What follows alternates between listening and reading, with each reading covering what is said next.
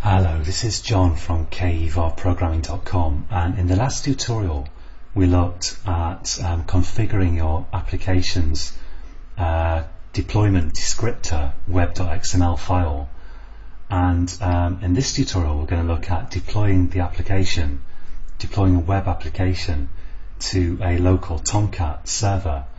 And in the next tutorial we're going to go on to look at deploying your application to a free account on the internet. But let's start with deploying to Tomcat, which is the simplest kind of case. So to deploy my web application, assuming you've got your mapping set up in your web.xml, which we looked at last time, it's pretty simple. Right click your project in Eclipse and go to Export WAR file. And now a WAR file is it's a kind of jar file that basically archives your entire application in a format that can then be deployed on the server.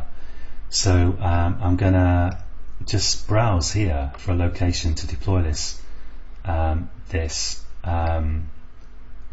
WAR file to, and let's just put it in. I'll put it in my folder C tutorial servlets 2 for the moment. In fact, actually, I think my workspace is in C workspace servlets 2. So let's just put it there. It doesn't really matter, of course. This is going to be different on your machine. Just basically export it somewhere, and let's save it right there. So servlets 2. There we go. That should be okay. And if you are literally planning to deploy to one of these versions of Tomcat, you could, if you are running at least a Juno version of Eclipse or a recent version, and you get this checkbox, of course you might want to leave it ticked. But if you want to deploy to a different application server, then you'll want to untick that. But if you don't see this checkbox, don't worry about it. And I'll click Finish there. And now let's browse to that directory and make sure it really does exist. So I'll go to C workspace, and I saved it in this folder here, and there is my deployment.war that I've just created. So it's got today's date on it, which is good. And I'm just going to copy that, and I'm going to browse to my Tomcat installation directory. And if you're working in some big company, let's say, then you might have to FTP this to some machine that's running Tomcat. But let's look at my local version of Tomcat here. It's installed, I think, in program files. So C program files, Apache Software Foundation, and Tomcat 7 web apps. Now, basically, Tomcat has this web apps folder, and all you've got to do is save your WAR files into that folder and restart Tomcat. So I'm just going to paste my database.war in here, and there we go. And now go back to Eclipse and right click on this and make sure that your Eclipse instance of Tomcat is shut down, because Eclipse kind of runs its own version, which is configured from this servers project folder here. And if this says it's started, then right click and stop it, because I'm going to now start the kind of main installation of Tomcat on my local machine, and this will conflict with it if it's not stopped. So now I've got my WAR file in my web apps folder of Tomcat, and this is stopped. And I'm going to go to my start menu here and look for my Monitor Tomcat application. And of course, if you're working on Linux or something, this is going to be a bit different, but I'm just going to look at Windows in this series of tutorials.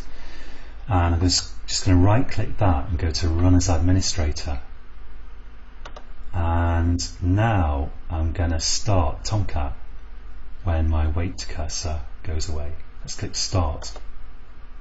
So Tomcat's starting, and once Tomcat has started up, you can go to the Tomcat homepage, which will be at localhost 8080 by default. So that's localhost :8080.